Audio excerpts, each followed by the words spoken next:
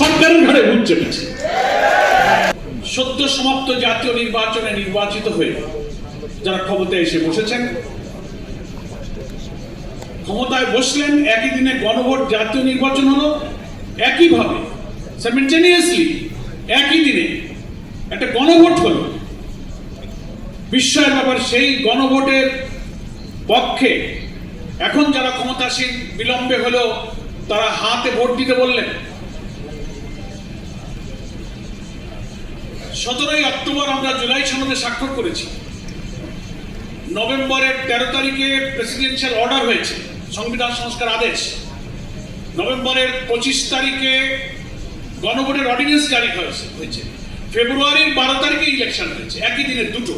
তাহলে October, November, December, জানুয়ারি, ফেব্রুয়ারি, 4 থেকে 5টা মাস এদিক ওদিকের খণ্ডিত দিনগুলো বাদ দিলে কমপক্ষে 4 মাস আপনারা সময় পেয়েছেন। বিএনপিকে বলতে চাই, জিতে চেয়ারে আসার আগ পর্যন্ত একদিনও বলেননি যে 13 নভেম্বরের গেজেট, রাষ্ট্রপতির আদেশ, সংবিধান বহির্ভূত, রাষ্ট্রপতির এখতিয়ার বহির্ভূত, একথা তো একদিনও কখনো বলেন।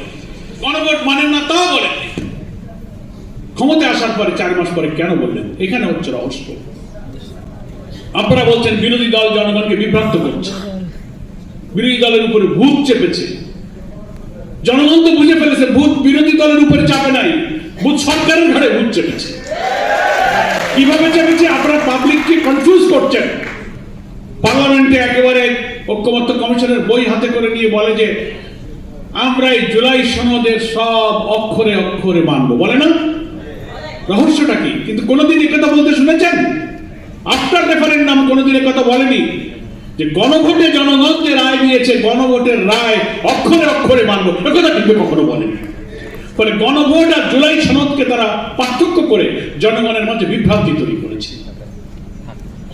প্রেসিডেন্সিয়াল অর্ডারটাকে ওনারা পার্লামেন্টে, মাননীয় স্বরাষ্ট্রমন্ত্রী বলেছেন এটা হচ্ছে জনগণের সাথে অন্তহীন প্রতারণা।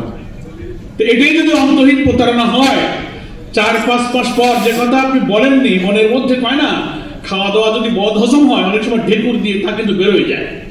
পার্লামেন্টে এসে উনি কি বললেন যেটা আমাদের খেলাফত মন্ত্রী আমির সাহেব বললেন না। এখন আপনি বলছেন, এই যে আমরা বলি যে আপনি হাতে ভোট দিলেন কিন্তু গণভোট মানলেন না।